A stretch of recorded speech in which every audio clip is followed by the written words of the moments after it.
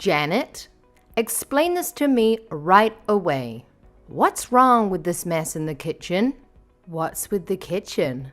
I don't understand what you're talking about. Just tell me what happened. I can't believe it.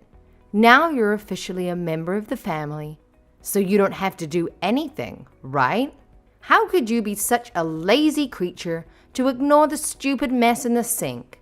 I told you to do it yesterday, but you haven't completed it by now. Having you in this house is such a burden. Oh my gosh. How dare you talk to me with that voice? Stop it. Don't you know you're being rude? I'm your sister-in-law. So what? It makes absolutely no sense. Haha. It's funny for you to think that way. To me, you're nothing but a useless moron. You're so lazy that you can't even wash the dishes. I'm busy with my work right now. I can't come home before 6 p.m. this afternoon. So could you just lend me a hand and deal with that? I know you can, right? Holy crap. You're the most despicable woman I've met in my whole life. How could you ask me that question? You think that your stupid work can be a perfect excuse for your laziness? Oh no, I'll never do anything for you. Just do it yourself before I tell this to Mom. She's punishing you hard for this. Ugh, I can't understand why you could be here. You're not worth it. Why am I here?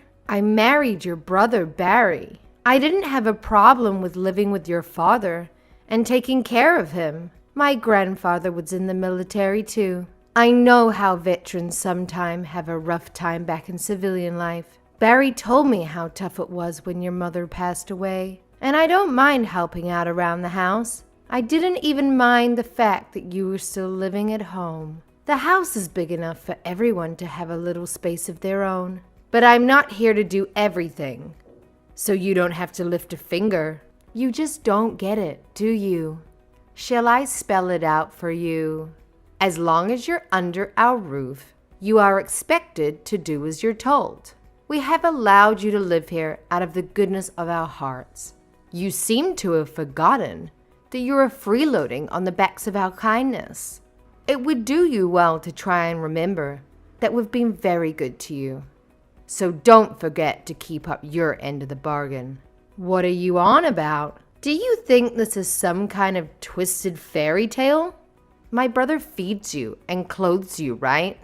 Most people would be grateful and try to do their best for the family that had taken them in. You, on the other hand, seem to have a cheeky answer for everything and a complaint to go along with it. Know your place, Janet. I didn't get married to become this family's housemaid. I married Barry knowing that his mother had passed away and that his father needed special care because of his wounds. I most certainly didn't expect to be treated like Cinderella by some wicked stepsister. I don't care what you expected. This is my house, and you will abide by my rules while you're here. I should make you pay for my medical bills. All the stress you've caused me since you've moved in here is taking a horrible toll on my well-being.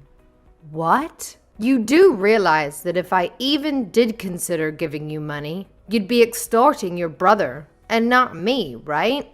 You've made me lose great wads of hair, and I had to buy a special Himalayan growth serum.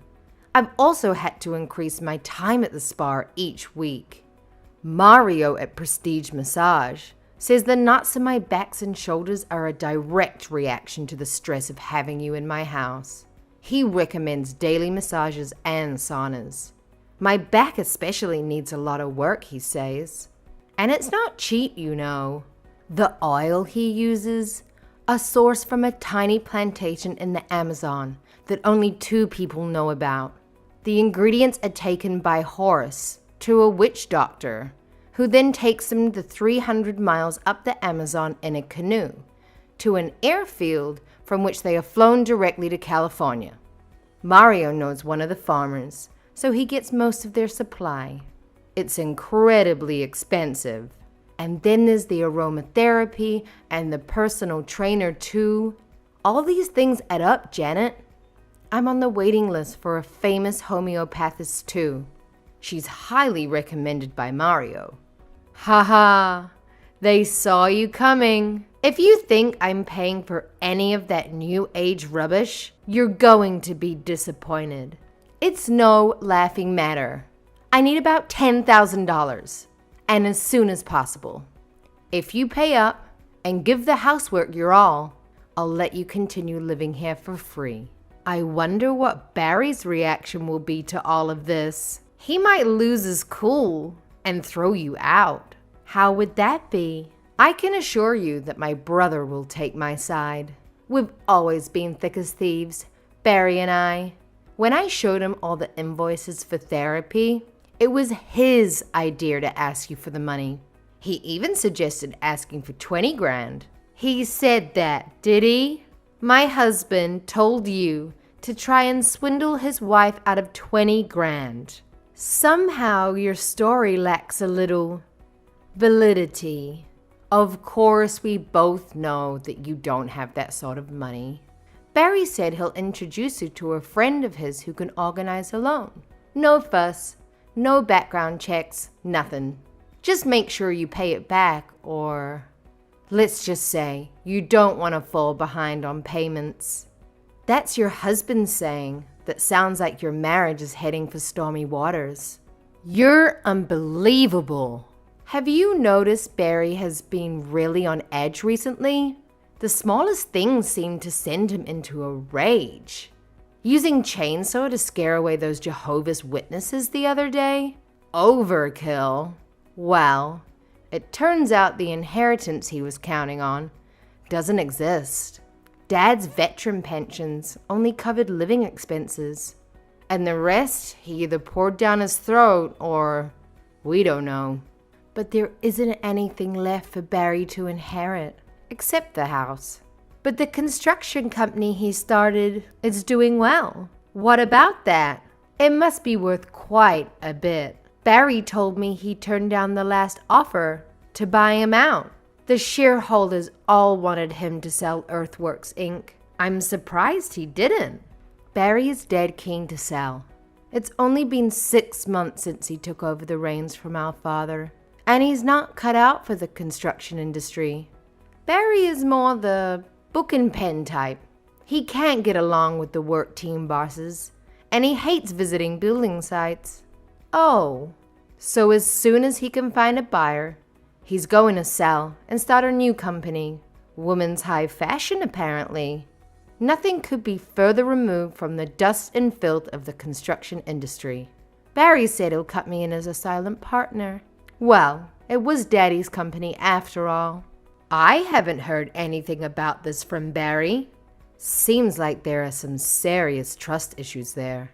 I'd be very worried if I were you. Maybe they just thought they were a little old. You wouldn't understand. Or maybe they just thought you should stick to cleaning. I find it hard to believe that Barry would go ahead with such big plans without discussing it with me. What does that tell you? They don't consider it worth their time, including you. How does that make you feel? Disillusionment? Despair? Or maybe both? Haha, it really doesn't matter. Things are looking pretty grim for you. Best you just accept your lot. Put your head down and be the best little housekeeper you can be. Leave the important things to those of us who know what we're doing. And if you can't toe the line, you know where the door is. We took you in, so you'd better earn your keep. Got it. Loud and clear. What? Really?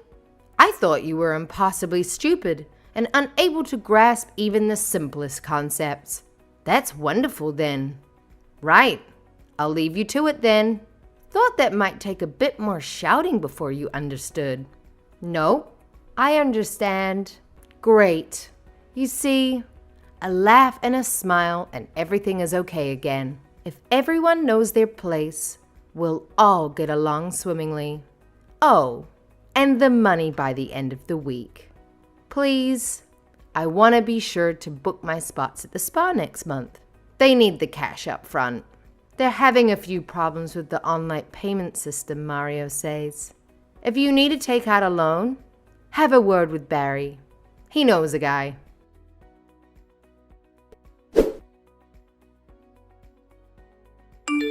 Hey, Janet, what's happening with the cash?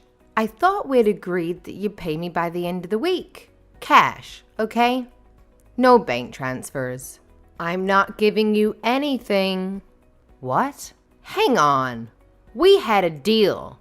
I said 1 week, and you said okay. What gives? Don't try to weasel your way out of it now. Quit messing around, would you? I need that money today.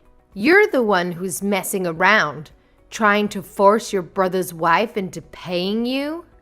For what? Some figment of your imagination? You aren't getting a cent. Wow, you've got a nasty way of talking back to people, haven't you? Since when do you give the orders around here? I made it perfectly clear where you stood in this family. At the bottom. If you can't be quiet and get on with your chores, then you'll soon find yourself divorced and kicked out. I got divorced yesterday. What are you talking about? Have you been drinking? You can't just get divorced. These things take time, money, and a lot of back and forth with lawyers. You're obviously in a very unstable mental state at the moment. Shall I call Mario and see if he can fit you in today? He's not cheap, oh heavens no. But he will help you relax and maybe return to your normal state of mind. A while ago, I had a big fight with Barry. We managed to sort it out, obviously, and things went back to normal. Well, not normal. But they went back to the situation we were in now. The fight lasted a few days, and during the most heated moment, Barry threw divorce papers at me. He had already signed them. He was in such a rage. I wonder if that was the end of our marriage right there and then. He finally calmed down, and I think he forgot all about the papers. But I didn't. I kept them. I don't know why, but I just thought they might come in handy one day. So when you started trying to extort ridiculous amounts of money out of me, I signed those papers and took them to City Hall. I knew it would cause all kind of problems, and Barry would probably try and stop me. So I did it yesterday when he was out of town. That's another thing. His business trips. He calls them that. But I know he's just off having fun on the company's dime. How can he always come back from business trips with a tan and a crippling hangover? There's usually sand in his clothing too. I'm not that stupid. His passport is full of stamps from Mexico and the Caribbean. You two must think I'm a total idiot. You really got divorced? Sure did. So any further attempts to squeeze me for money will have to be done in a court of law. I know as long as I'm in this house, I'll be treated like a maid by you. And I don't know what to make of Barry. He hasn't treated me like anything these last months. He hardly even talks to me. So getting a divorce was the easiest thing I've ever done. I can't wait to get as far away from you two as possible. But you said, got it loud and clear. I was surprised, but over the moon that you were finally seeing things from a more overall perspective. I thought things might settle down finally in this house. I tried talking to him about the company and about you, but he refused to let me get a word in. I think he loves you more than me, which is super weird. I asked him outright why he married me. And do you know what he said? He said he married me so there would be someone to look after his sick father and clean the house. The second I heard that, I saw everything so clearly. No more wondering. Wondering if he was just too busy at the moment, wondering if he loved me or not. I understood. So I decided right there and then to divorce him. So get out. Get out now. Don't waste another second.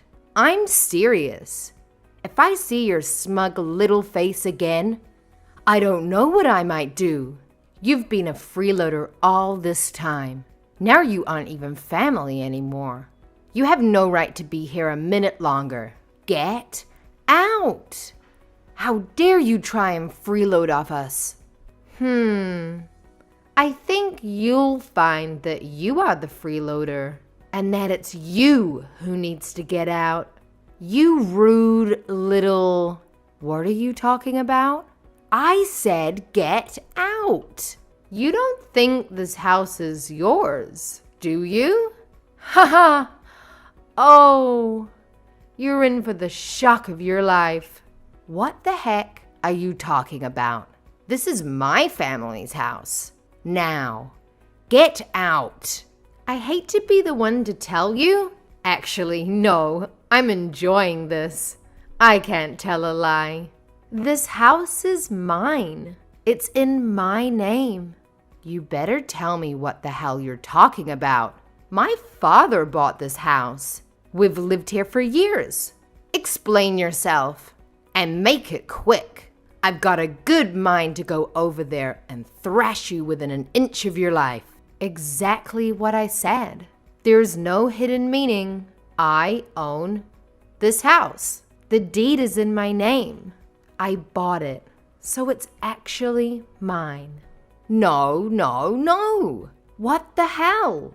My father bought this house decades ago while you were still in diapers. This is our house. You'd better shut your filthy mouth and get the hell out of here. I'm calling the police.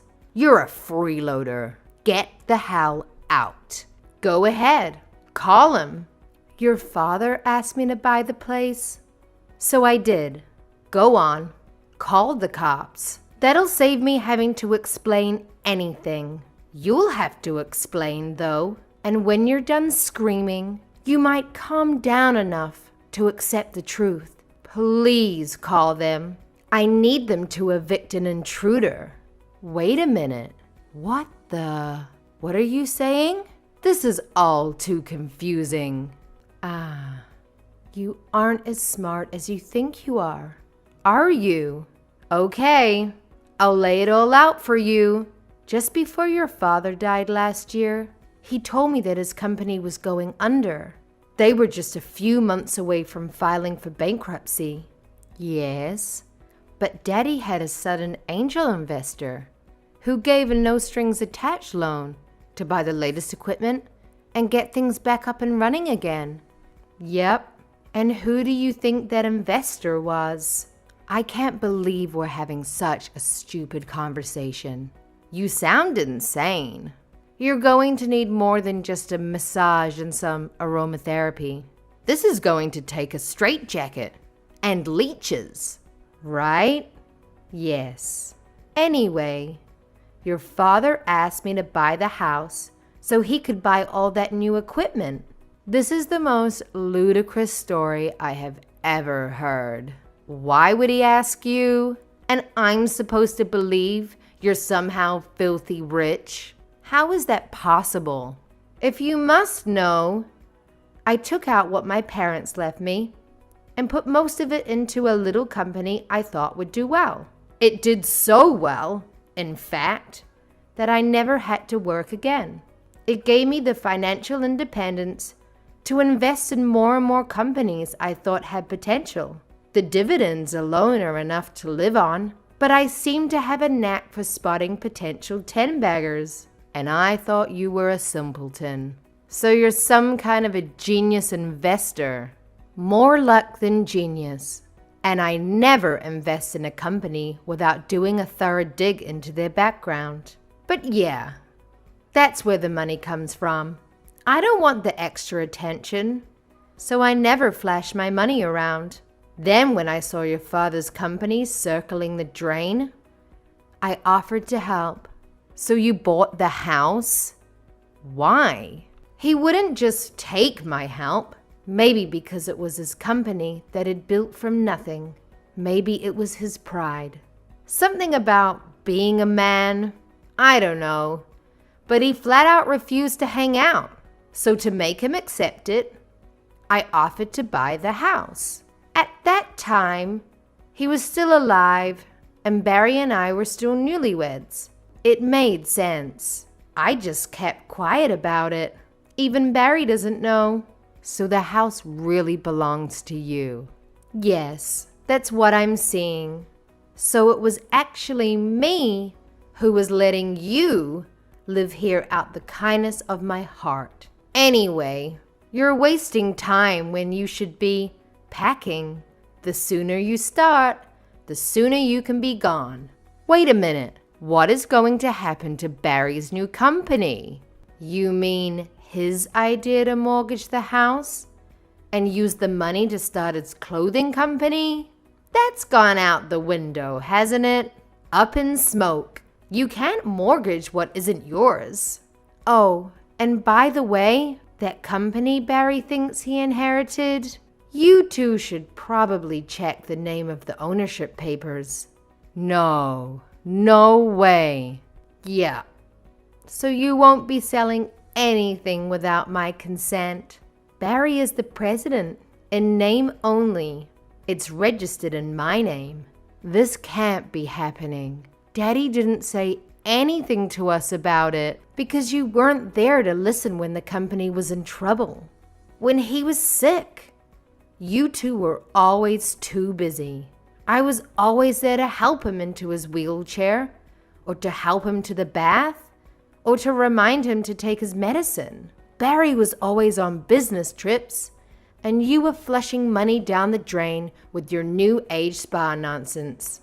I was at his side when he took his last breath.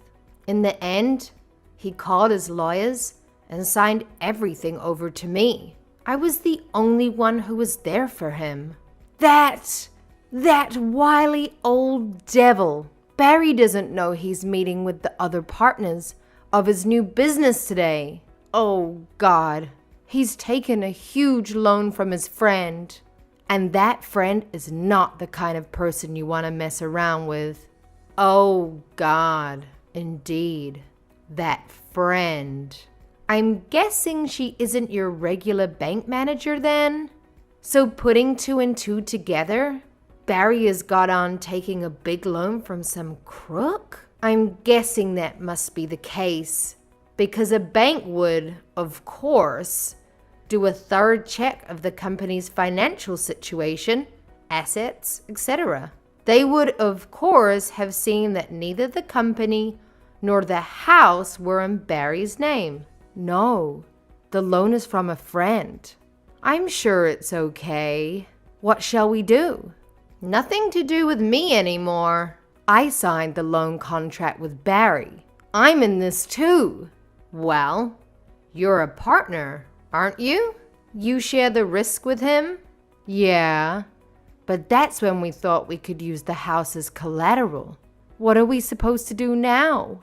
The whole business plan was based on selling the house and business. Oh, God. It's all melting before my eyes. Yeah, you should have talked to me sooner. How was I to know? You didn't say anything. Daddy didn't either. Now we have no company or house. Just a big debt. Look, the first thing you should do is pay back that loan as quickly as possible. I mean, seriously. The interest on those types of loans is going to make your life very difficult. It's like a never-ending cycle of financial torture. And let me tell you, if you miss even a single payment, oh boy, brace yourself for that interest rate to shoot up. That's just how those people operate, you know? Ugh, Janet, can you please spare me the lecture? The money is already gone. We went ahead and spent it all on setting up the new business shop. You know, interior design, stocking up on inventory, and hired some fresh-faced staff members. Well, well, well. Look at what we have here. You really have gone and screwed things up, haven't you? I mean, if I was a religious person, I'd say some good old karma coming back to bite you in the rear. Your grand plans? Yeah, they're pretty much toast now. Looks like you're gonna be swimming in a sea of debt with no life raft in sight. Janet, I've made a horrible mistake. I can't even begin to express how deeply and truly sorry I am. I didn't know it was gonna turn out like this. I was just awful to you, and I regret every bit of it. Can you find it in your heart to forgive me? Or maybe forget it? Barry, he only thinks about himself. But please, Janet, I'm begging you, forgive me. Fine, fine. I'm not even angry. What, really? You forgive me? Just like that? Yeah, I forgive you. I mean, life's too short to hold grudges, right? But here's the deal, Derry. Just get out of my house. You and Barry, you belong together. You're like two peas in a pod, worthless scum. And trust me, I don't want to have to see either of you for any longer than absolutely necessary. So how much longer are you planning on trespassing on my land?